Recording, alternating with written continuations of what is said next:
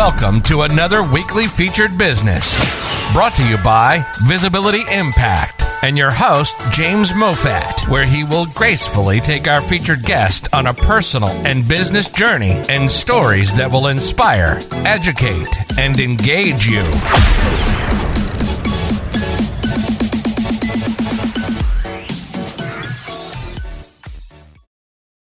Hello, and welcome to another Friday featured business. But it's on Thursday today. So we have our Thursday evening guest, evening if you're in Europe. So we have our 134th guest. Now, I'm just going to say your first name, Fee, because I know I'm going to have extreme difficulties trying to pronounce it. So I'm going to ask you to pronounce your name or I will screw it up big time. So Fee, welcome to the show. And if you could just tell us your name so then the audience know how to pronounce it.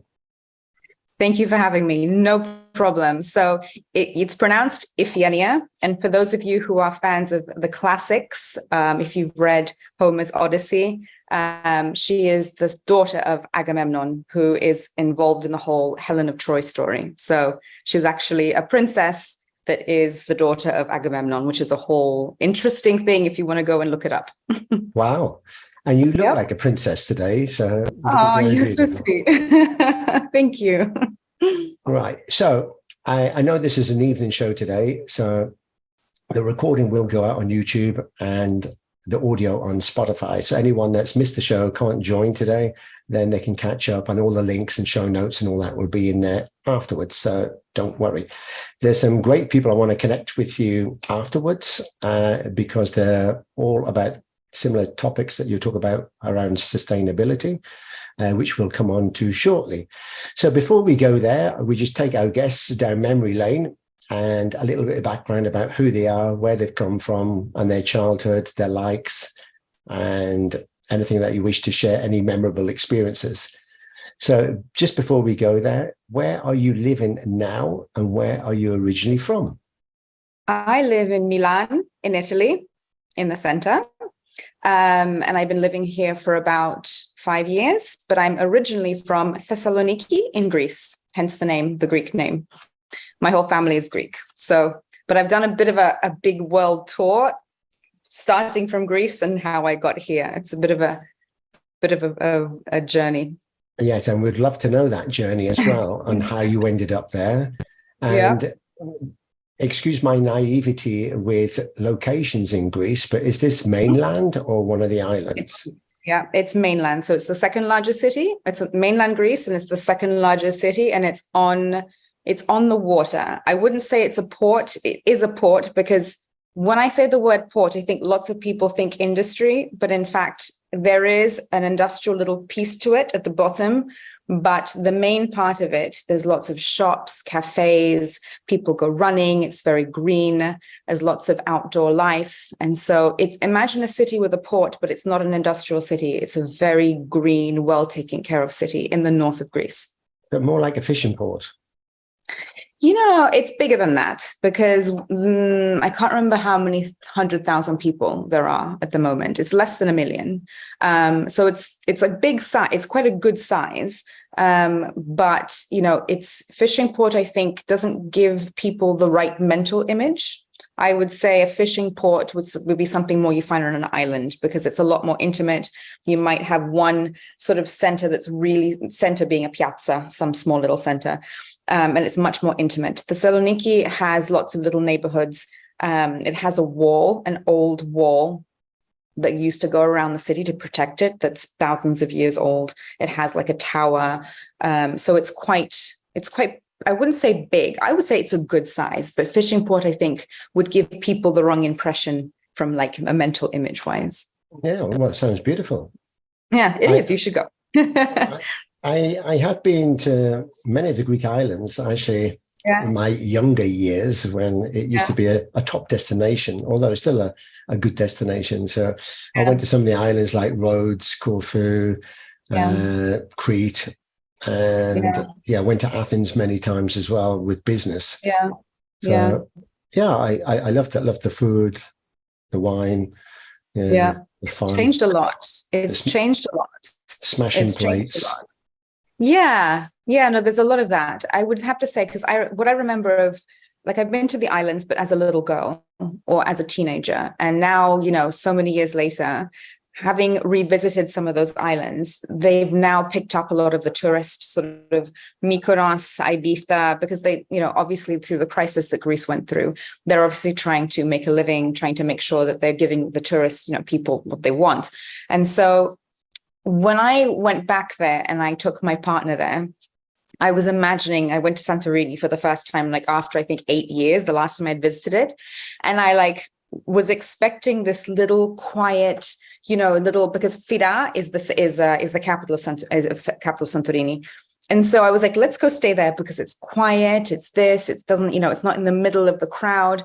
We get out and there's like discos and cars and this and buses. And I'm like, this is not the place I remembered at all. And so I think it depends on what experience you want to have. There are still those experiences to be found in Greece, but they're not on the islands anymore. Like even the smallest islands that I remember that were just beaches and 2-3 bars and, some of like the older generation playing cards and it just, that is kind of gone and mass tourism has kind of come into place. And so I think, I don't want to say it's not good because I think it depends on your point of view. It's just not what I was looking for when I booked that holiday. I was looking for something else. So I was in quite a shock. And so now when I go back to Greece to my family, which we're leaving tomorrow, by the way, the flight, we're going to the mainland. In a place that is not really touristy. It's, you have to know where you're going. And, that kind of nightlife has not arrived there yet. So hopefully for a little bit longer, it won't. Which is good, but it all depends on kind of the age at the time. So when I went there, it was many, many years ago. I was in the kind of the 1830s group. Yeah. And these were the top destinations. And it was all about exactly what you said, parties, late nights. Doing Greek dancing, smashing plates, drinking too much wine, going back to your hotel very late, and then making sure you're getting your towel out in the night and putting it on your bed before the next day because you'd never get up in time to actually reserve your bed. But then that's another story, right? Yeah, but you hit the nail on the head. It's about what time in your life. Like I think. In my travels, if you're looking for something, if you're single and you want to go out with your friends, you want to find, I remember thinking, when I was in my, studying or university or in my 20s, I was looking for places that were crowd and this and people. And then, once you sort of go into the different stage in your life, sometimes that's good, but maybe you're looking for other things. And so in my travels, it's all correlated because I think I was always looking when I left Greece. We probably have to you have to hit the right places, the right time of your life. Because otherwise I don't think you will appreciate them. Right. I completely agree. I think that's really what it is. And if you're on the search for something, and usually people who travel or are looking to change, who change careers, it's because they found themselves maybe are not fulfilled with where they are in their life for one reason or another, right? And so at least that's what I did. I was looking to get closer and closer to feeling whole. And it doesn't mean that I needed something else from the outside to make me feel whole, but I needed at least my surroundings to match. If I want to go outside and I want to see a specific, some people love the mountains. They just want to be in the mountains. There's something about those hills that just makes their heart feel whole, right? Some people it's the sea, some people it's a city, right? So that really helps you if you at least have that base.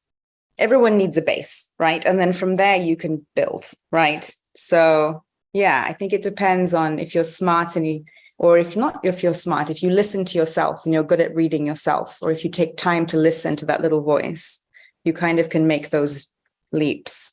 Yeah, I completely agree. I remember, just going back, when I was in that 1830 group, and even when I was over 30, I would sneak in and still pretend I was younger than what I was, just so I could go on these wild holidays. But after 10 years or so of that, then now, married with 3 kids, and that's the last thing I want when I go away. I want peace and quiet.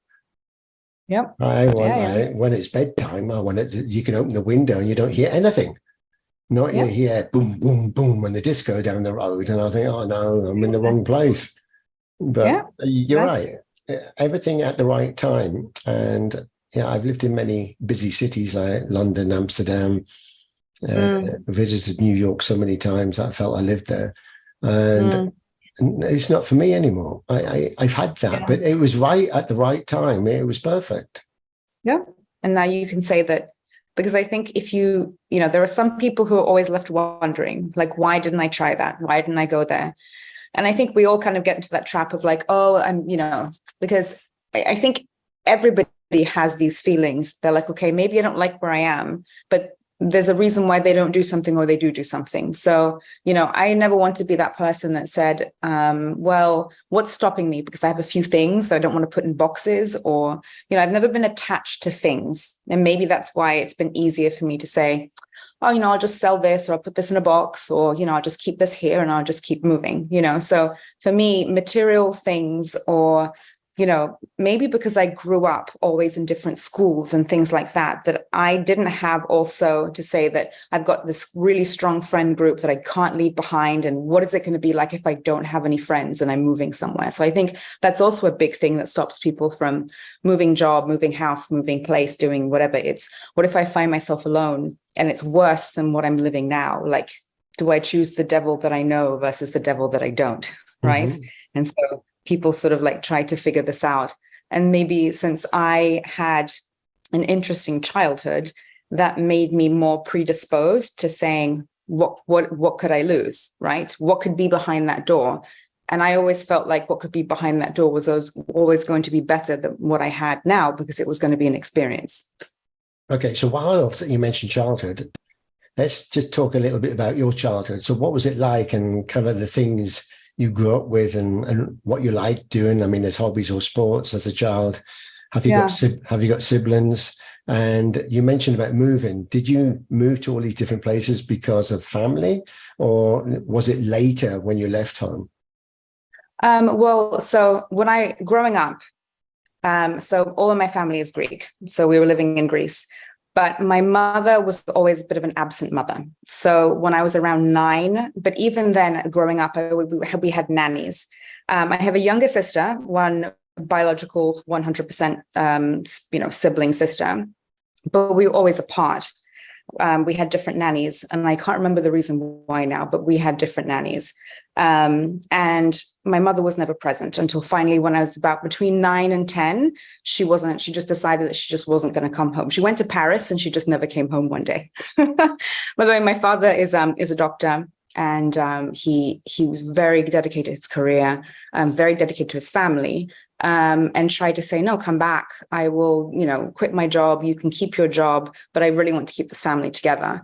And that didn't work out. So what happened was, you have this very, very strong Greek man. But remember, my father was born in 1950. He grew up sort of in the 60s and 70s in Greece, where the culture is very much, your mother takes care of you, and then your wife takes care of you. And so imagine a man who has been studying his whole life, is a doctor. He doesn't even know how to make toast. He doesn't know how the washing machine works. And he's got these 2 little girls that now he has to take care of. And so with that base, I was sent to my first boarding school, and my sister was left with a nanny in school. And so I went to boarding school in Switzerland for about a year. And it's not that I disliked it, but it's quite difficult in that sort of turmoil of everything. But that was sort of the beginning. It was the beginning of me being sent. Maybe it was a bit me asking, but a bit my father saying, well, that's an easier way to sort of help me manage the situation. So by definition... Sorry, can I just ask, I mean, because I live in Switzerland now. Yeah. Whereabouts in Switzerland? You don't have to name the school, but... No. It's above Geneva. So Glion, above Geneva. Okay. So it's really, back then it was really, really tiny, but there was a chalet. It was part of like a school system that had a reciprocal school in Glion, in this area, and had a school in London. And so I went there for about a year. And actually, I really liked that. But that was sort of the beginning of me being in boarding schools, and then me coming back to Greece and living with my grandparents. And again, completely different. So my sister grew up one way and I grew up a different way. Because at the time, even I've asked my father and said, well, how is it that this dynamic ended up? And he said, look, that was just the best I could do at the time, and, without going into too many because and this and that, knowing in my experiences, I've done many things that at the time, maybe my head was spinning and I had to make these choices, and maybe time was running out, or maybe I didn't have enough information to make a better choice at the time. And so I kind of just left it there and said, okay, well, fine. But that meant that I was in Switzerland, in France, in London. So between those three places, I was in different boarding schools up and through. I finished my school in the UK, in London. I finished my A-levels in the UK, in London. And so because of that, I never really had those long friendships that some people, cultivate. They sort of, they have when they're younger. And it sort of gave me this propension to say, well, it's stressful. It's stressful to be in a new school. It's stressful to be this. But I really found, and I think if you had sent me, let's just use America because it's so big. If you had sent me to boarding schools in California, New York, and Houston, I'm just picking three places, I would say the culture is, no, you could say the culture is very different. But since I was in Switzerland, in France, and in London, we're talking about actually three different languages, right? Because Swiss French, again, is a dialect, right? So there's French, Swiss French, and English. And so you've got really different cultures. And so the part of me that was stressed was off and didn't really, I made some friends, but nothing that, if I left the school that I would be crying and say, what are my friends? And I'm not going to be able to make new ones. But there was something about me that really loved, just because they would send us, this is back in the day, now they would probably never do this, but in Switzerland, what they would do is they would, especially to speak French, they would send you with a shopping list and with a backpack. And so there would be two of us, and we would walk from the chalet to the local shop by ourselves, okay? And we would have to ask for the shopping. And of course, whatever we could pick into backpacks. But I think, and I don't know if that was enough, because there was, I don't know how many children in the school, but I think they did this enough just to get a few things to have that weren't too heavy, but that would give us that experience in speaking, right? And so these little tiny experiences, like water skiing on Lake Geneva, while I was in the south of France, I lived with, there was a part of it where I lived with a family, okay? So it was basically, I did 3 months with a family, 3 months with a couple different families, right? And so we're totaled up for about a year. And being with, so with the family, there's always like a girl. So we went to the same school. And so, she introduced me to her friends, and we would go to those parties in France. And you would experience what it would be like to be a child in different cultures and different countries. And even though I never made these really close friendships, I did have, I always had some friends, right? I always had some people to go around with, to eat, to, drink, no, but like to eat, to have fun, to socialize. And it gave me this sense of like, wow, the world is such a great place. Like the world is such a big place. Like I've only been to this part of the world. What is the rest of the world like? How do they eat? What do they do?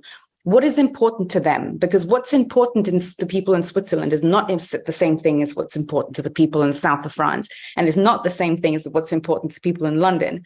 And so it just really gave me this sort of appetite to say, there's something like, I know, I love my homeland of Greece. I want, somehow I want to end up in Greece, but I want to see other things first. And so that kind of, I think, gave me that open-mindedness to not have that sort of fear of like, if I leave, what's going to happen with my friends? What's going to happen with my things? What's going to happen? That was never a concern. That's usually the first thing that people say. Like, I'm like, why don't you just go? Do you want to do something? Why don't you just do it? And that's kind of what spurred it. So then, I continued I did my undergraduate in the US, in California, and I started working in the US. And so I did a nice big tour of the US. I went to Singapore and Malaysia. Yeah, let me just hold you there before you go. Yeah. So as a child then, so yeah, why I mean, you mentioned that you went to school in Switzerland and also the UK and France. So why did you change? I mean, why not just stick it out with one? Or what was the reason for changing? Well, if I remember correctly, it was, and so the school in Switzerland, it was a reciprocal school. So the main school was in London, right? And so I tried that main school in London, I think, for about a month or so, and I was really unhappy in London. I think there was something that just, I remember coming back for a month and just crying and just crying and crying. And I said, I need something, maybe it was the weather. Maybe it was, I don't know. It was something, I think, you come from if you come from where you're in the mountains, there was just something that made me, even though I didn't have my family, I didn't feel so homesick while I was in Switzerland. But when I was sent to London for that back, because they said, no, you can't stay the whole, you have to come and do a turn before you can go back to the main school in London. And this was in Knightsbridge, by the way. So the main school is in Knightsbridge. Very nice. And I remember crying and crying. I don't know what it was, but I was like, I felt so like I wanted to see my family. I wanted to see my grandmother. And I just couldn't. Claustrophobic as well, I guess, compared to the scenery, the mountains, and now you're in a busy city. And the people, if you think about, like, I don't know if you've ever had this experience, but like the teachers that were teaching in Switzerland, there was just a different attitude, the way they taught, the way that was like, sometimes you would have the lessons out on like the terrace, right? Mm-hmm. So like a terrace balcony where, and then you get sent from that experience where you still don't have your parents to another experience where you're like, where everybody was just colder and harder. And when you're you could sit down on the Thames. Yeah, you could. Sit in Regent's Park. Yeah, you could. But at the time, changing of the guard. Yeah, no, look, all those things are amazing. But at that time in my life, coming from that environment and being just that month, I literally felt like. How old were you then, roughly? I think at this point, I want to say I was about 11. 11? I was about 11. Yeah, I was about 11. Wow. 11 and a half, something like that. So it's, at 11 and a half, you don't have, I think control of your emotions is something that people should, that we work on our whole lives, but especially 11 and a half, it's really difficult when you feel something, it's just so intense. And so there was a French exchange program from the same school and said, look, if you wait, we can put you into this French, you speak French. There's a French exchange program. There's a family that's already, if you want to go, you can go. And so I waited a few months and it was for the beginning of the summer. It was like the spring or something. And I went to France, to south of France. But I must admit, your English is beautiful. Oh, thank you. Thank you. Now, if you'd said, I come from England, I'd say, I believe you.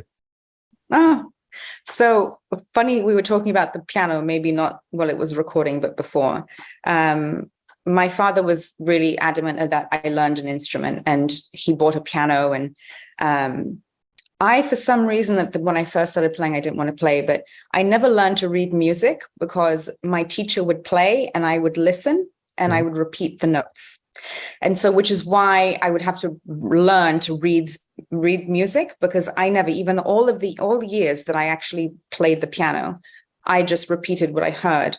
And people tell me, like, in the different languages that I speak, it's very difficult to hear an accent that I speak. You would say that I would be one of, maybe, so I think it's maybe because I have a good way. I can hear something and I can repeat it really well. And so my teachers, all of my teachers were always London, UK, sort of proper English. Now, I see that because a lot of international schools, typically English is actually American English because it's an American person teaching English. Right. So you pick up the accent of an American rather than a British one. But you've done very, very well.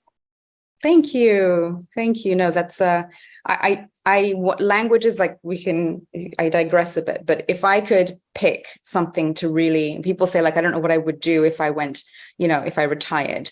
My goal, my thing, I think, not like I'm trying to do this, not because I don't want to wait till I retire, but if I could go to, because if you can speak French, German, Spanish, Italian, English, and maybe if you say Mandarin, I'm in Arabic, let's just say those 7. I would love to be able to have a conversation. Did I put German in there? German should be there. I don't know if I said German, but if I could say those 8 languages, and if I could have a basic conversation, I'm not talking about having a philosophical conversation, that would be a big dream of mine. Wow. Yeah. If I could speak 2 languages, that would be a dream. Right. I mean, I struggle kind of with the German here because it's Swiss German and it's all gobbledygook to me. But my kids are excellent. I mean, they speak, because my wife is Brazilian, so they speak Brazilian Portuguese, English from me, Swiss German at school, High German that they have to learn as well, and now they're learning French. So 5 at the age of 10 is not bad. Is absolutely amazing, because if you think about, I'm not singling anybody out, but if you take, for instance, the American education system, because in the UK, the first thing they teach you is French. So the first thing they do, it doesn't work, because I remember that we always had this love-hate relationship. Yeah, which is really quite sad, because it's not until you leave the UK that you understand or appreciate how valuable languages are. When you're there on an island and everyone's English speaking, and then when you're older to actually think, well, I should be speaking other languages as well. I mean, for some people it's easy. For others, like myself, it's a challenge. I'm not saying I don't try, but it's... Well, maybe you haven't found an interesting way. Maybe you haven't found an interesting way to learn a language. I believe that also. I really believe that. And I say that because I taught myself Italian using very simple techniques. And now I wouldn't say it's not because I don't want to. For sure I want to. But I just think the way that you go to school and learn, and you learn things that don't seem to make any sense, and then the sentences are back to front, and I'm questioning it. I think, like, yesterday I football played, like, I mean, as you'd say in German, and I'll think, well, no, that's wrong. It'll be, I played football yesterday, or whatever. So the way the sentence is constructed, and also this 𝗙𝗘𝗔𝗧𝗨𝗥𝗘𝗗 confuses the hell out of me. Oh yeah, the declensions, that they. If you ever studied Latin, but I remember for many years I remember Latin was something that was just never out of the curriculum. Like, it was just never out of the curriculum. Latin, I was up until I was about 16 years old, I've got to say. Yeah, give me a subject. Give me chemistry, woodwork, science, or something, because I can think about that. There's some logic. But give me a language, and sometimes there's no logic. It just is what it is. I will give you my tips if you want now, or sometime offline. No, do it now, just in case there's anyone in the audience that wants to know. Okay, so if anybody wants to learn a language, because in school, I've got to say, being in front of a book and the way they were teaching us, I had no interest whatsoever. So this is what I did. I bought I can send you the link. It's the Collins. It's like a Collins. The Italian one, Vengo con me. Or Vengo con te, scusa. So it's a book that basically is just structured really well. So in the beginning, there's just vocabulary, and then in the end, there's like verbs. And so what I did was I took the first, learn 1,000 words. I know that sounds like a lot, but if you say learn 20 words every single day and do it over the summer, right? But if you do it, and the way it's organized, it's everything in the kitchen, everything on a train, everything on a plane. So it's just organized in a way that's giving you some structure. So then if you go to a restaurant and you've memorized, right, you could say in a different language,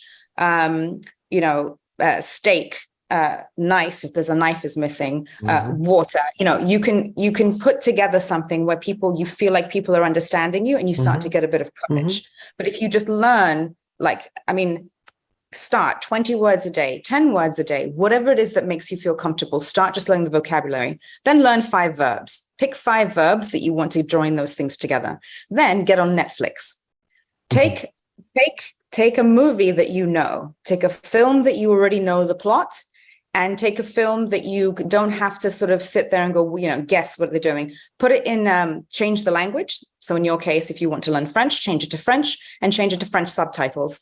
And then have your phone with you with a dictionary, the translation dictionary. And at the beginning, it's slow because you have to stop every time and say, what's this word and what's that word?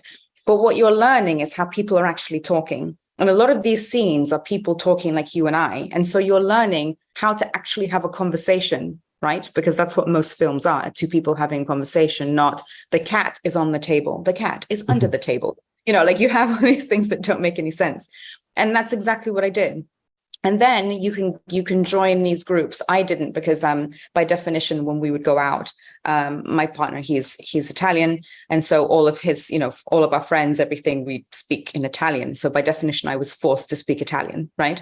But there are other people that can join these groups that I forget what they're called, but it's these free groups, that you can either do online or you can meet up in local cafes. And what they do is an exchange in language. So somebody who's French who wants to improve their English, and someone who's English who wants to improve their French. And you literally just sit and have a coffee and have a conversation. And these groups exist all over the world. Like they're controlled, they're safe, you just have to go online. And that's how you start to practice. Because I'm going to tell you, I don't know if this is appropriate, but I'm going to tell you a funny story. There's a word in Italian. Tetto is a roof. Okay.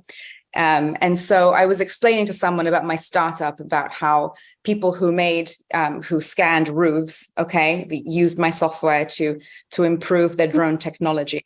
And I said, because they were using to scan il tetto. But instead of saying il tetto, I said le tette, which are boobs.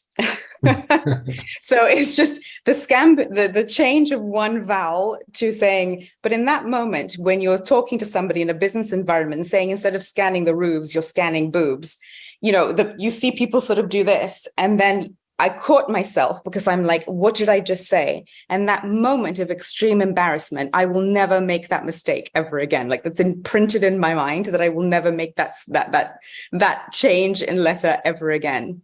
So but that's also, looking back, it's fun because my wife introduced me to learning, right, some basic Portuguese when I was in Brazil, right, and speak to her grandma. So I would start off all well and good. So, I mean, typically they address people, they say, oi. I mean, not in the geography way. Yeah. But in a, like, oi, I mean, it's just like, hello, right? And then they're saying, like, tudo bem, bon dia, as in, like, good morning. And then tudo bem. And then what would follow on after that would be something else. Well, she taught me something else. All very seriously, she says, when my grandma replies back, then say this sentence. So I'm saying this sentence to her, which is actually vulgar, right? I'm telling her to go and, like, whatever. Right. Okay. And then after being polite, and my first introduction to her, I've been like, bon dia, and all this, and next minute I'm swearing at her basically, with a smile on my face, thinking I'm being polite. And then, but she has a great sense of humor, and she knew it didn't come from me because she said, Fabiani, looking at my wife, like, but it was all in good humor. So we can get away with it. But I mean, someone was telling me just the other week, actually, that someone also told them, actually, he was a cabin crew, and he was given an announcement, and someone told him to do it in this different language, like to be polite. So he's basically like saying something nice, like good morning as well. I can't remember what language it was. And then telling them to, like, go in whatever. Yeah. And everyone's looking around thinking, well, he's told us to be polite now. But he was doing it, greeting all the people coming on the plane. Someone said to him, do you know what you're saying? He says, no, I'm being polite. And he said, no, you're being the opposite. And at the time, like, no, he could have died, like, but you look back and it's funny. It's all part of experience, all part of learning. And I think that's the other thing, is when you're learning a language, you have to let the ego a bit on the side. Yeah, you do. Because you really, because people will laugh at you, and it doesn't matter how strong you are, how much work you've done on yourself. When you see someone laugh at you, it really, it's a big thing. Like, it really affects you. At least it really affects me. And so if you can get over that and not be embarrassed, learning anything, an instrument, it doesn't matter. Like, I'm sure Mozart, it's impossible that Mozart's first letters, like on the piano, were not this. You know, he had to start somewhere. It's like the first time I did public speaking. Yeah. I could have died on the stage, right? And you look back, and if anyone's ever videoed it and you've watched that, you think, oh, no, look at that. Like, delete it. Right? It wasn't me. Yeah. Yeah, exactly. But you learn from that. You have to start somewhere. You have to start somewhere. I mean, nobody, even the best public speakers, screwed it up big time at the beginning. You don't just go, most people aren't just natural public speakers. You have to learn. Yeah. But you trip up on your way onto the stage, you forget your opening line, whatever. I mean, we've all done it. Yeah. You look back and you laugh now, but at the time, it's the most embarrassing thing ever. But you pick yourself up and you learn from Dust yourself off and you keep going. Exactly. I saw a video, actually, just digressing a bit. Some guy went on stage to collect, I think it was a bachelor's degree or something, and you're going out there and to collect your certificate and shake hands or whatever. He tripped up going up the stage, but as he tripped up, he fell. But then he started doing press-ups, right? This was exactly. And then he was like, what's the big deal? I'm showing, and then he became like the hero. I think, whoa, he's cool. Dude. And so you could, if you're quick thinking, make something from it, and then you can turn a negative into a positive. Absolutely. No, it's not that you trip. It's how you get up that matters. Exactly. Every time. Yeah. You could say, who put that banana skin there? Well, exactly. No, and that's how you have to look at life, because that's the thing. If you look at life of like, oh, I'm scared to trip, I'm scared to this, I'm scared to that, it's easy for someone to say, but it's very difficult to put yourself in a situation over and over again and feel those feelings and then say, oh, that's really uncomfortable. Oh, that's really uncomfortable. I think in life, if you've never put yourself in a comfortable uncomfortableness, you're not pushing yourself to a point where you're not understanding where your limits are, because your limit today, if you do it right, your limit tomorrow will be here, and your limit the next day will be here. And then you look back and go, wow, look how far I've come. But you need to put yourself in that bit of, it's a good stress, that stress of you're like, I'm not sure what I'm doing. Am I going to do it right? That, if you get a bit comfortable, and maybe that's what happened to me, is that when I was from a young child, I got comfortable with that feeling of, I don't know where I am. I don't know anybody here. I'm going to say do something stupid because I'm from a different culture. Someone's going to make fun of me, but I'm not going to die. It's going to be okay. And I'm going to get over this, and it's going to be better tomorrow. And actually, I'm going to find myself in a much more a different, bigger, just a much better place tomorrow. But it's getting over that feeling of like, oh my God, this is really uncomfortable. And people shy away from that. And I would say, don't. If I could give anyone that, I would just say don't. But that's great advice. And also a lot of coaches and mentors give that advice as well. They say, get comfortable being uncomfortable. Because nobody is perfect. Even the ones that think they're perfect are not perfect. Right? We all make mistakes, but it's a learning. And we just get up, like you said, dust yourself up. Well, I mean, maybe at the time you're feeling a bit shitty, but I mean, afterwards you look back, you think, well, I learned something from that. Absolutely. And this is what life is about. But anyway, we could talk about this all day long. So I just want to carry on the story. So then how did you end up moving around? You mentioned some other countries there. So what happened when you left school? What was the kind of the qualifications you had, and how did you end up traveling extensively around the world? Okay, so my undergraduate was biochemistry. Well, you can't in America, you can't graduate in medicine. You have to pick some sort of undergraduate. So I did a double major in biochemistry and economics because. Wow, excellent. Congratulations. Thank you. So my father's a doctor. My sister's actually a doctor. She lives in outside of San Francisco. She's married. She's got 3 little boys. Probably not so little anymore. I think the oldest one by now is probably 8 or something, which is not so little. I still think of them as being really little. And so I've got this sort of, my uncle's an engineer. I've got this sort of very sort of family that's very sort of critical thinking. There's some of them no, but sort of very into studying, very into sort of what I would call the serious subjects. But I was always passionate. Like if I were to tell you, like I would study, but you know what I couldn't wait to do when I put down my books? I had a stack of magazines that I would cut out pictures from the magazines, like cut out, not just pictures, it was more shapes and colors and textures. Okay. So sometimes pictures look like they can be textures. And I would keep like this book of them, of like, I would, instead of like throwing out the magazine, and I would take other people's, like from friends, and I would have this huge pile of cut out of like something that spoke to me. And I would take binders, like back when I was studying, we took notes, handwritten notes in these big binders, right? Like a folder, right? So I had a folder for science, a folder for maths, a folder, right? So we had all these folders.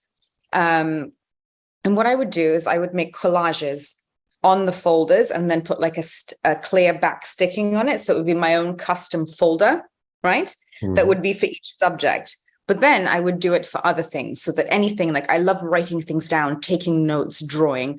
I couldn't wait to get to that part where I would take all those pieces and make collages. And I then ended up making them for my friends. I never sold them because I was like, well, that wasn't something that, but like I would literally, you would go around the whole school and everybody would have these personalized folders that I would make. But so there was always something in me that I love taking something that doesn't seem like anything and turning it into something creative. And so I just remember like I couldn't wait. And so studying, because my father always said to me, look, you need to do something serious. You need to get, you study something serious, because at the time, I think we go through these waves of sort of understanding that, going to sort of, university in the 2000s, high school in the 90s.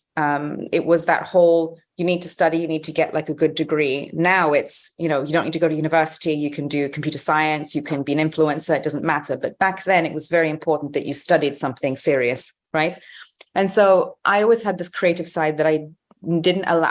I thought that it could never be a career. It could never be something that, I could make a living out of. So that was sort of ensconded in the background. But I was always like designing my own clothes, looking for different materials like everywhere I went. But I used my serious undergraduate to I used that to find jobs that were interesting, that allowed me to move and travel. So I started off in investment banking and M&A, mergers and acquisitions, for Jefferies. It's a big bank in the US. And I worked for it was an M&A department that was focalizing on M&A for medical devices. So I covered like large pharmaceuticals that also sold medical devices. So I started with that.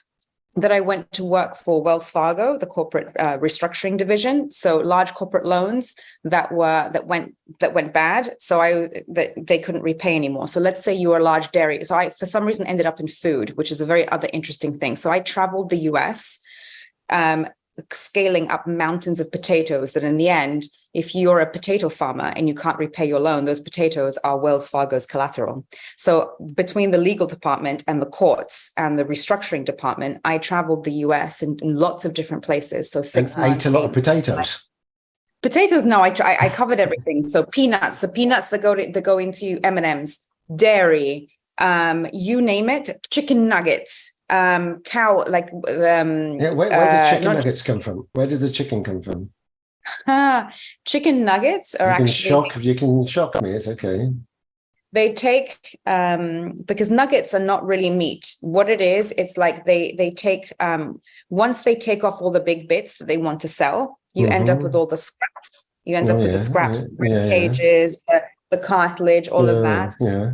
Because they extract all of the soft material from the bone. Okay. And that ends up as this white pinkish goo.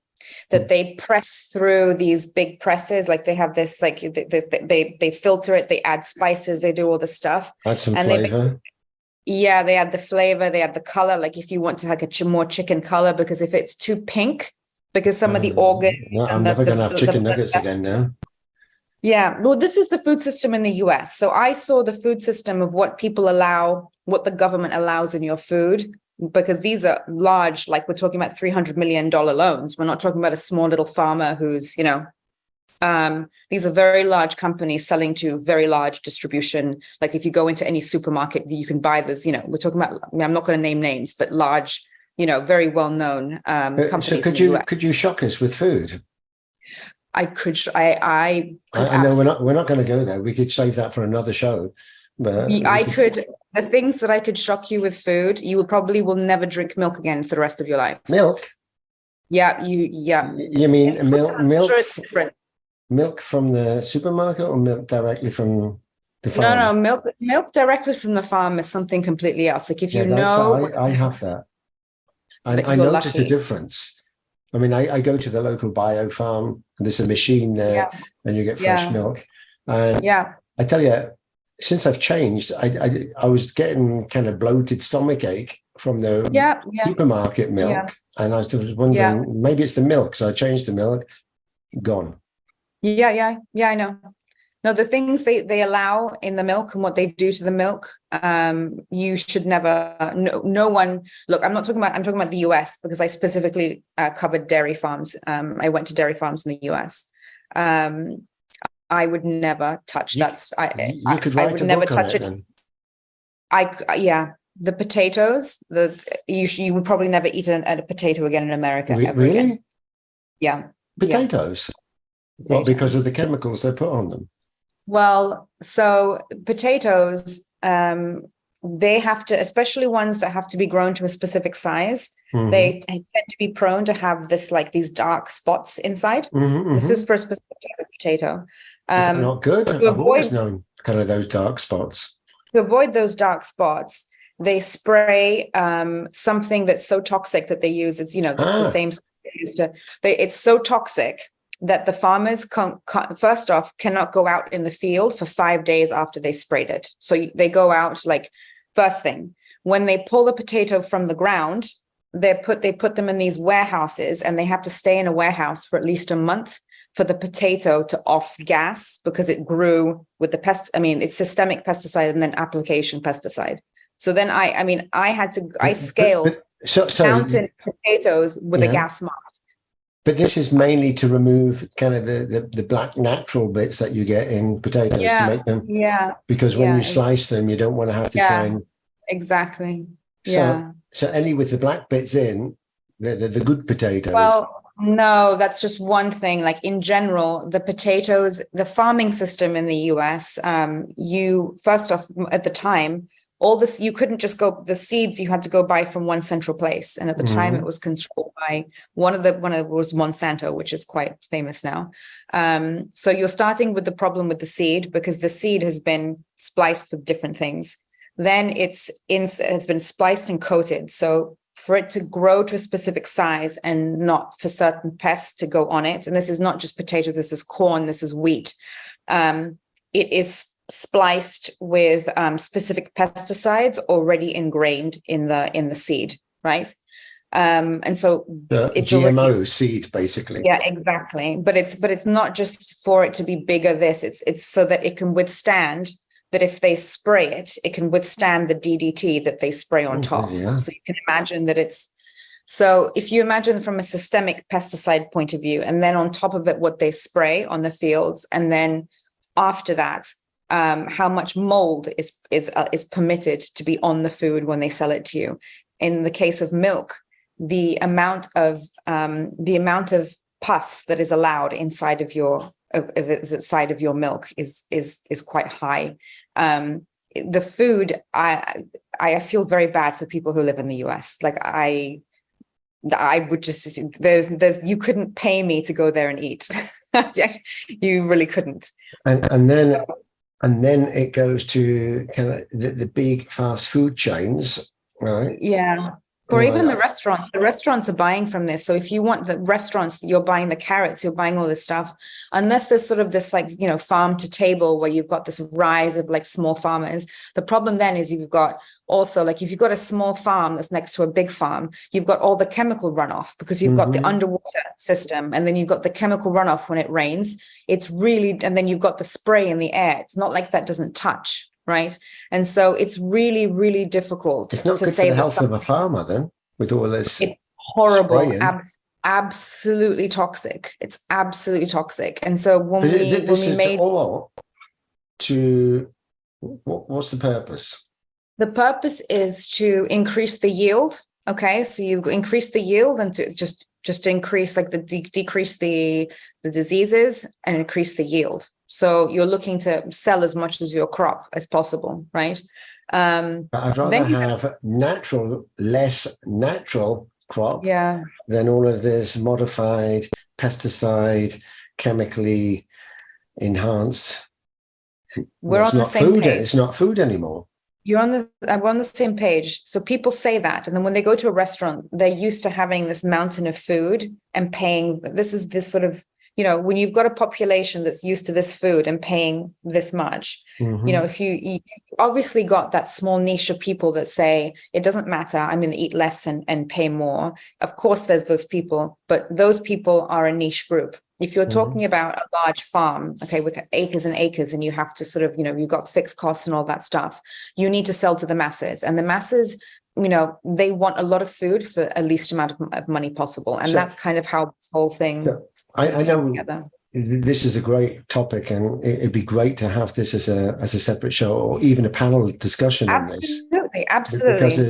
Because I've got previous guests there all about food and natural products and natural everything.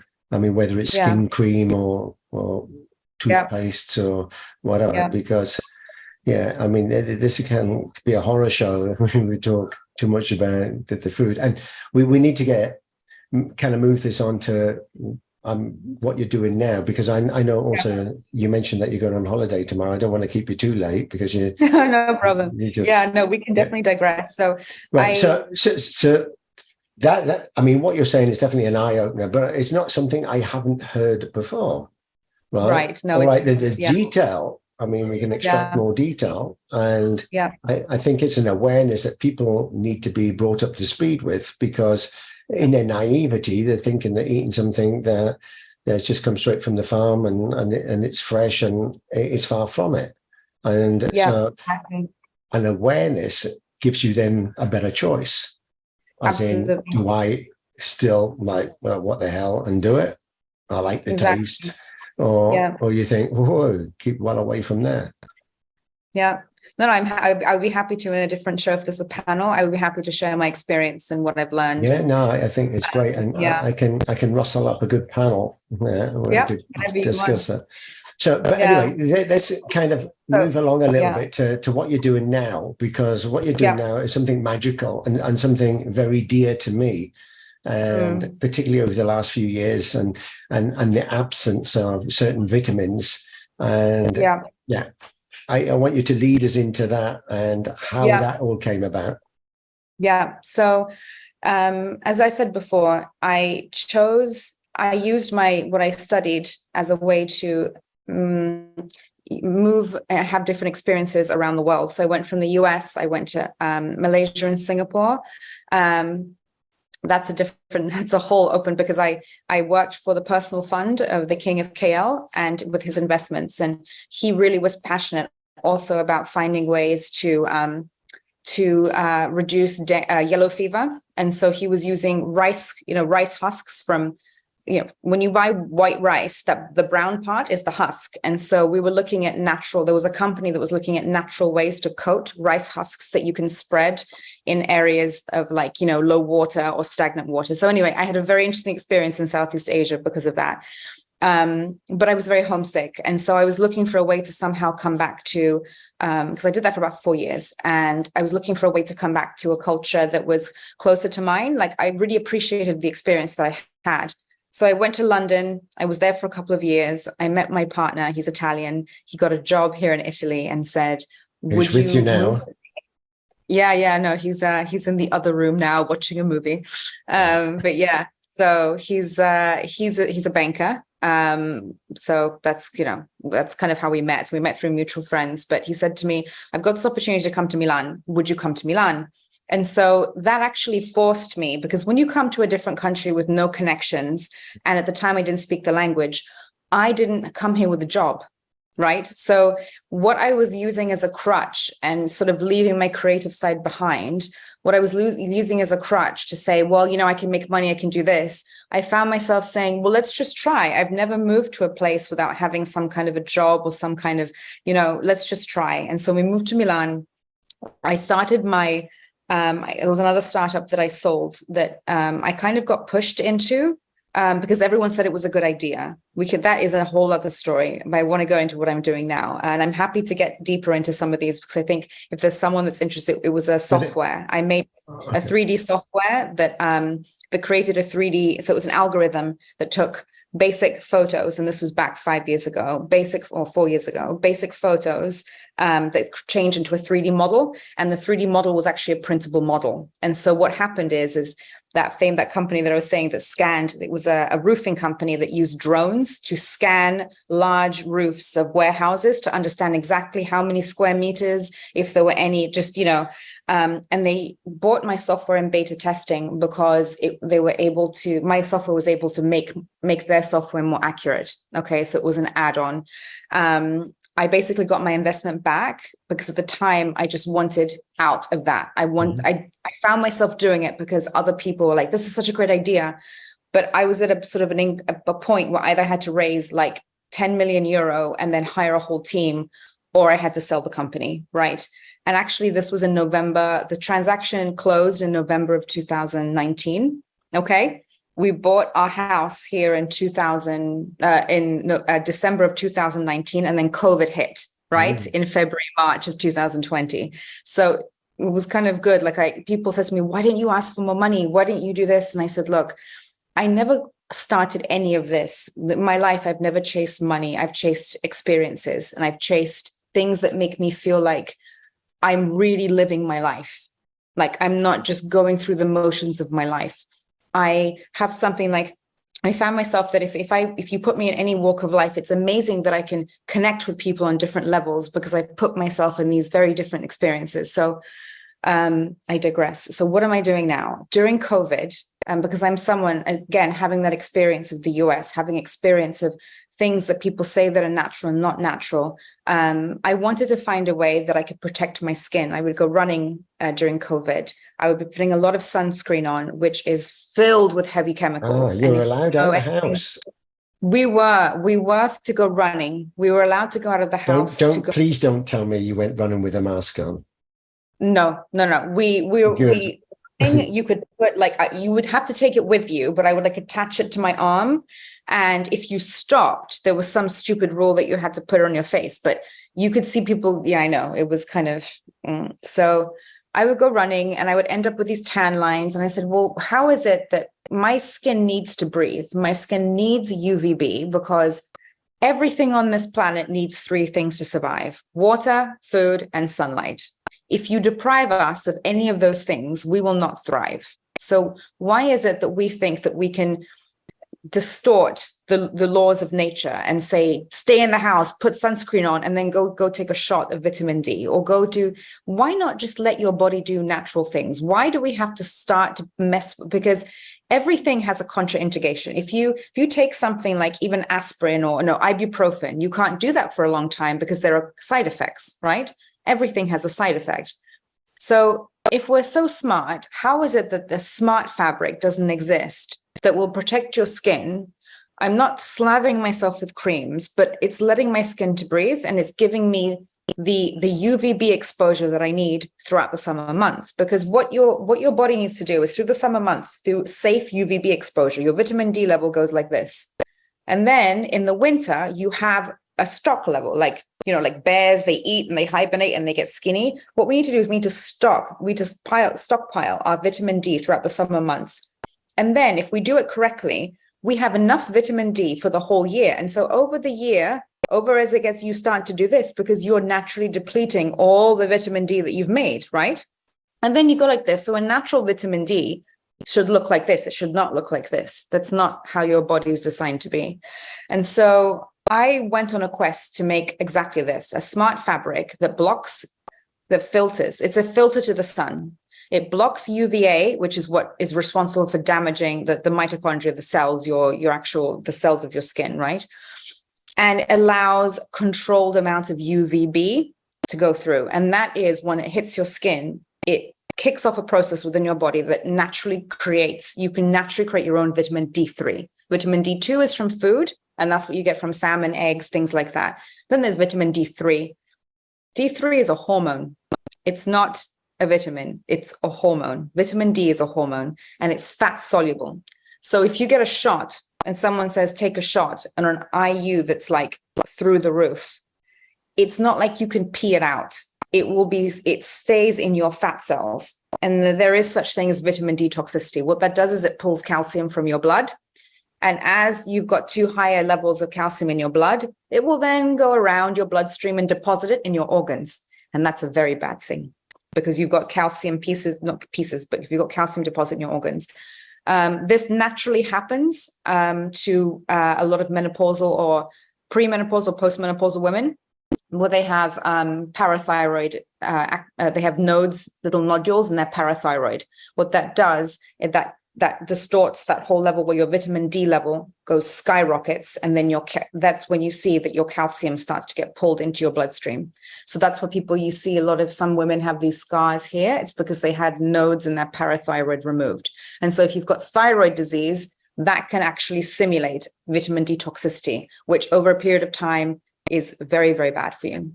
So I've lost your mic. I can't hear you. Oh yeah, sorry. I put it on mute. There we go. I had the kids in the background. Yeah. So, yeah. I mean, you amaze me, but just going back to what you said earlier, part of your study was also biochemistry, and to understand all of this, and having a father as a doctor as well in the medical profession, then you kind of grown up questioning and exploring and understanding this. So when it comes to kind of what you intake, whether it is food or supplements, then you have to have a better understanding than the average person. Absolutely. So, I would say so, yeah. Now, I love what you're saying, because this also reminds me of a previous guest that shared something about microdosing and using mushrooms. And that was a massive education for us listening, because although I'd heard of the expression, I had no idea what it was. And I mean, also for medicinal purposes as well. Sure. And so again, nature's a wonderful thing. Yeah. There's many things that we could bring people together and have panel discussions on, which are very, very educational, but from a different perspective of different people experiencing different things from different places in the world, which makes it even more interesting. Absolutely. She happens to be in the US. So anyway, we digress. So let's get on to now. So you then started a new startup. I started a new startup. I'm exclusive. So when the was IP that? is exclusively mine. So it was always under the same company, because from previously the IP was bought out of the old shell of the company. I just changed the business subscription of the company, so the company name stayed the same. But and the company name. The company name? Well, the name of the company name is just the name of the shell of the company that holds it. The name of the intellectual property that I registered of the fabric is called Violet. So it's VYLET. And that was the end of last year, I would say.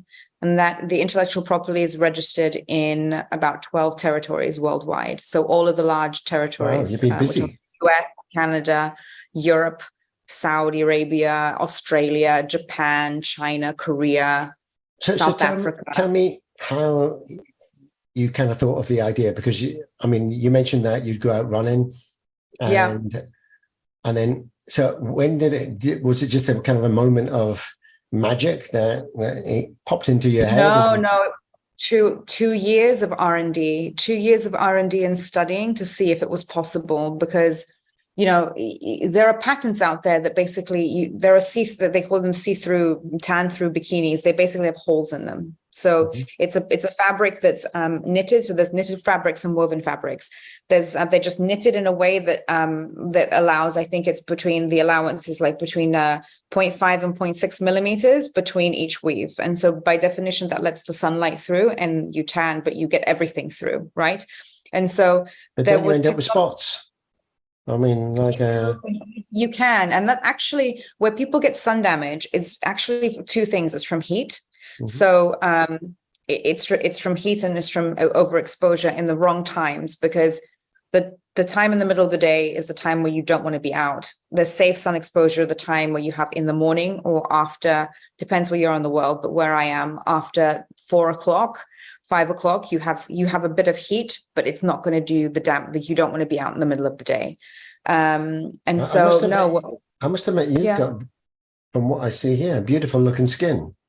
Thank you. But then you're only 28, aren't you? Yeah, something like that, plus a couple of years. Yeah. Exactly. But yeah, no, I practice what I preach. I wear a hat when I go outside. This is very controversial. I'm sure a lot of people are going to come out with this, but I use natural, if I'm going to use sunscreen, I use a mix of natural oils. So there are some things like carrot seed oil that have a natural UV protection, antioxidants. And so if I do go and I'm going to be in it, I use my own mix of natural oils. Otherwise, I will put my fabric on. So I will put long sleeves. But I do, in the end, want to have a nice color, a nice even color without any spots and without damage to my skin. And so I use this combination of natural oils and my fabric to go out in the sun.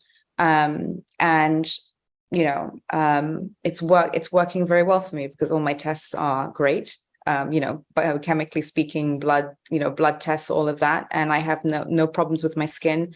I also have to tell you, I eat very well. So I think it's also a combination of things. If you want really good skin, it also starts from the inside. But you have olive skin, do you? I mean, I do have olive skin. Yep. I have olive skin. Helps. Not like my white skin. As soon as I see the sun, I'm red.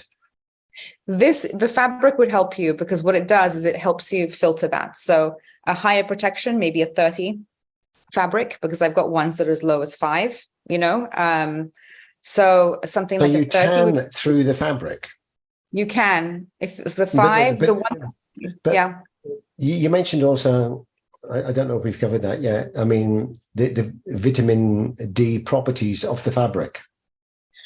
So the fabric itself doesn't have any vitamin D. It's a filter. So what it does is that it filters the sun for you. So the properties is that when you go outside, your t-shirt, for instance, you're going to, if you go out in the sun, you're going to be without any sunscreen, you're going to be red here, red here, and you're going to be white here. Yeah, that's right? Normal for me. Yeah, right. So with a fabric that maybe, with a golf type fabric, with that jersey fabric, I can make a polo shirt like that, where it could be long sleeve, it could be short sleeve, but then when you come back from a day, if you wear a hat and you come back from a day from being outside and you get safe sun exposure, so not in those hours of the day, you will not notice a huge difference between the part of your skin that's covered and the part of your skin that's uncovered. You won't see that line. All right. So I would still get the tan here where it's covered. Yeah, exactly. So I could make a jersey fabric like that that's maybe a 12 protection, right? So that you could stay all day. So, I think actually, then there's no need for some people that sunbathing naked. There's no need to go naked because you could still get a tan on your private parts by wearing this material. Exactly. Yeah. You could still get a tan. Obviously, it's not going to be exactly the same because putting a 0 protection doesn't exist. Something like a 6 or an 8 would give you basically very, very unidentifiable tan lines. I'm not so worried about those bits because I like to see when I've got a tan because that's really white. Yeah. And then I think, oh, look. It's really here. It's here and here for some people that, you prefer probably not to see the it's not so good like when you go on holiday and you take your shirt off and it looks like you still got your T-shirt on. Still got your shirt on. You think, exactly. It's wearing a white T-shirt. I think, well, no, that's my skin. Right. Yeah, So if you exactly. could wear that, to blend it in a bit more, that Exactly, like golfers, if you play tennis, or so there's Mhm. lots of different applications. You know, there are people who from social media, because I sort of went on this on social media and say, look, I've got this fabric, would anyone use it? I got so many people saying yes, but for all different reasons. And so, Mhm. you know, there are people who've got very pale skin who, even when they go swimming, they want to wear a long sleeve with a crew neck, but Mhm. something that is going to protect them, right? Because they have very fair skin. And so it could be, there's very many applications for this. So people who are looking for natural ways in this, you don't have to put Yeah. sunscreen underneath. You don't have to Actually, yeah, sorry to interrupt. We've just come back from stand-up paddleboarding, which we do a Yep. lot, right? Yep. And normally I wear kind of one of these surfers kind of shirts, right? Yeah. Because Yeah. sometimes the water's a bit cold, right? Yep. Yeah. And also, if it's really sunny, I don't want to get burned on the water either. So if I could wear Exactly. something that you have, then I'm both keeping warm, right? Mm-hmm. Keeping Yep. protected at the same time and Yep. looking cool because maybe it's hiding my belly. Exactly. It's for all of those reasons. Maybe you could put some Exactly. six-pack markings on the shirt I so it could looks print like anything on it. Yeah. I could print. We can do prints. I can do prints. I can do any. It could be one color. It can be prints. And so there are a lot of applications for it. yeah, it sounds But excellent. again, it's a niche. So I think there's a lot of people going to say, I don't care about vitamin D. I can take a pill. Or people going to say that, you know, this is something it's you have to be patient, right? It's not just that you wear it once and you got your vitamin D. You have to Mhm. have your safe. You're giving your body the chance to do what it naturally does, but protecting at the same No, time. I love it. So, where are you now in the business? So, have you made some prototypes or production models, or where So are you? I made very few pieces and most of them have sold. So I have a website where I just made some modest wear because I got a lot of requests from the Muslim community because they have to cover up and they have problems with vitamin D. And so I made a small amount to test to see what do I want to do with this fabric? Where do I want to be? Do I want to make clothes? Do I want to and everything is a learning experience, right? So in the process of launching these pieces for, you know, a simple website on Shopify where you sell, you know, just to see kind of like, do you like that part of, you know, where do I want to be? And that's a really good question. And I found out that I really enjoy creating the fabric. I really enjoy the development behind it. Having to guess in which markets want which things with this collar has to be like this here, but in that market it has to be cream, and that market they like green better. It becomes something that it's out of really where I really like to spend my time. It becomes a completely different job, and you need to have people, you have representatives that know where to sell your product, and that starts to get into a completely different beast, right? It's its own thing. And so having going through sort of that test of like, you know, making some clothing, I've realized that, you know, that's great what I did. I'm happy, you know, it served its purpose. But what I would really love to do is collaborate. And actually, I've had a lot of interest of brands who are saying, I want to collaborate with you. Sell me, we can talk about what type of fabric you can make for me. We can apply your filter and I can give them some guidance on some do's and don'ts about what you should, like, not too many layers and not this. And so it's in a collaboration. So they already have their audience. They already have the people they're selling to, but it's a collaboration of my fabric, of Violet, and their collections that makes it a bit more special. And so where I would love to see myself in the future is collaborating with many different people to make, I don't know, tennis dresses or golf shirts or stand-up paddle shirts or, you know, tunics for people, you know, everything. But people who know their markets really well and want something that they can offer for their clients or people that, you know, trust them. And so I would love to have collaborations with people, you know, even, you know, as you mentioned before, people making, so all of the fabrics can be organic. So we can source organic. Everything is sustainable. We can specifically source, like, you know, organic cottons, anything that's needed here in Italy. The filter that's applied is organic. There's no chemicals used. And so if you were to test it, you can send it to a lab and say, look, if you buy a dress, let's say you buy a dress that I made, you can test it to a lab and you can see it filters what it filters and it doesn't filter what it's supposed to. But if you do a chemical test, you will never be able to understand what I did, because the idea is that it never washes out. So as long as you respect how, if you treat it like a silk, like a fine fabric, you don't put bleach on it, you don't throw it in the tumble dryer, like a silk, the properties of the fabric will never go away. Excellent. And the fabric, where does it come from, the material? So right now the fabric is all coming from Italy. So it's all made in Italy, but that's because I'm here. So how it works is a base fabric that has to have specific characteristics. And then there's a filter applied. So if you're a brand from Portugal or from the US or from Japan and say, I want to use my fabric and I source it from Turkey, you can have your fabric sent to me from Turkey. I apply the filter and then I send it back to you. Okay. So as long as the base fabric meets specific characteristics, I will do a test. I will apply on an A4 sheet. We will do a test to see if it works. And then from there, it can be applied to almost anything. Right. Excellent. Have you got any there that you can actually show?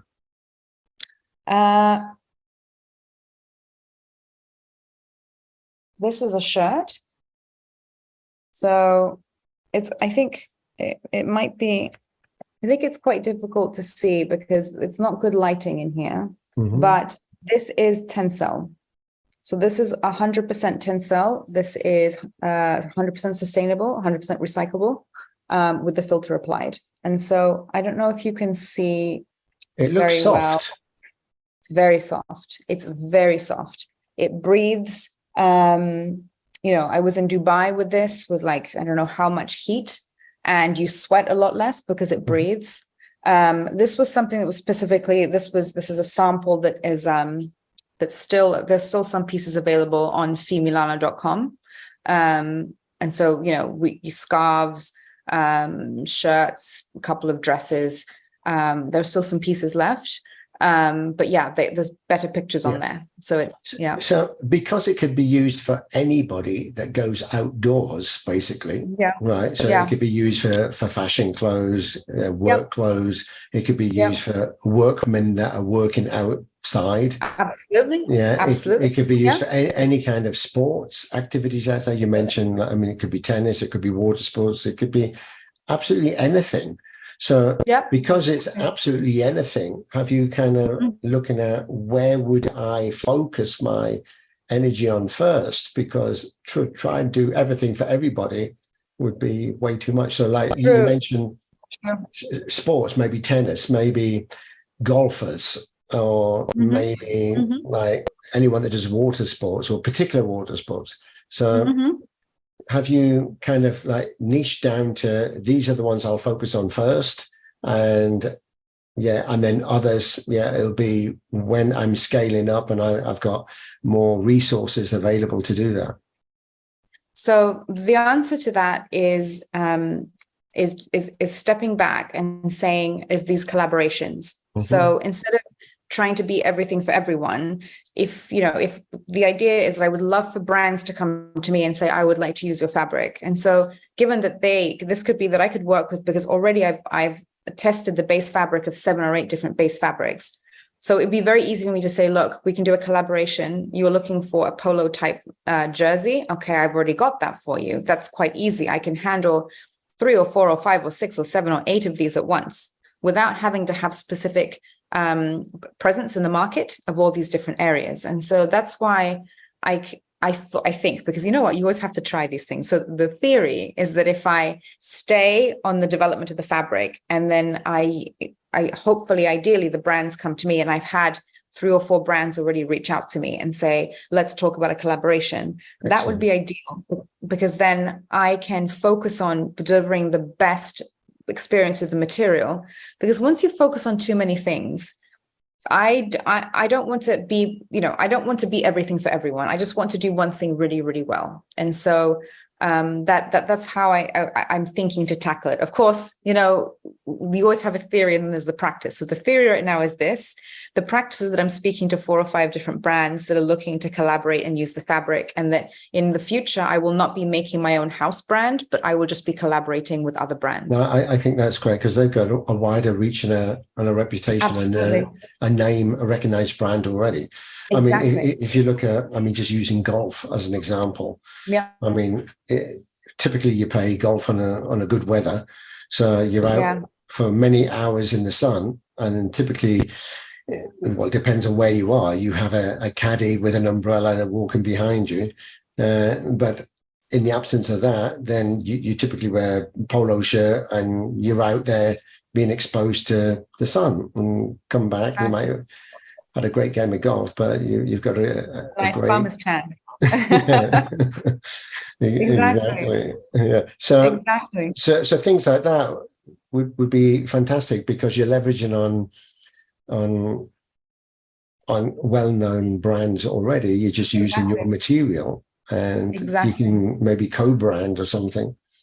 Exactly. So I'm open to all of that. But I think that the learning experience of having this house brand is that, once sort of the reach of you've got to stay on social media, you've got to have reps around talking about your product.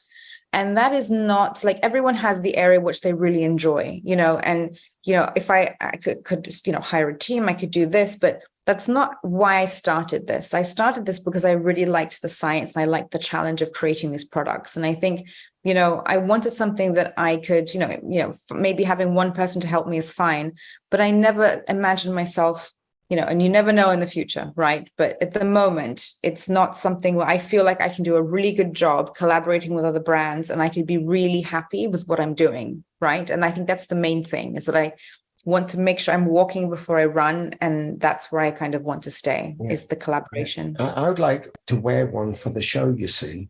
Right. Although I'm not outside, but when I wear it outside, I can come and show you. I can say, look, no difference, and you don't see the white bit there anymore. Exactly. I actually, someone who makes polos, polos made in Italy. I'm speaking with him when I come back from Greece, and that's what he does. He makes polos, and so if we end up making some test polos, my material, I'll send you one. Yeah, because at the moment, for the next 2 or 3 weeks, we're having 30+ degrees here. Yeah. So I don't want to be the guy that's got wear a slightly shorter one and have a white band around. Yeah, exactly. Right. Yeah. No, happy to. If that kind of moves forward, I'd be happy to send you one. Anyway, I don't want to keep you much longer, but I do want you to share how people can reach out and find you. Okay. So if you can, I will post the links anyway, but you can just mention what's the best way to contact you. So I've got 2 websites, and then they've got contacts. So there's 𝗙𝗙𝗏𝗏𝗏.com, and you can see a bit more about the material and the few pieces that are left under the house brand. There's Violet.it, VYLET.it, and that tells you all about the fabric. And in there are links to directly my email, so people can email me. So either one of those 2 websites, 𝗙𝗙𝗏𝗏𝗏𝗏 or Violet.it, VYLET.it. It gives you a bit of a story about both the fabric and everything. You can read about it.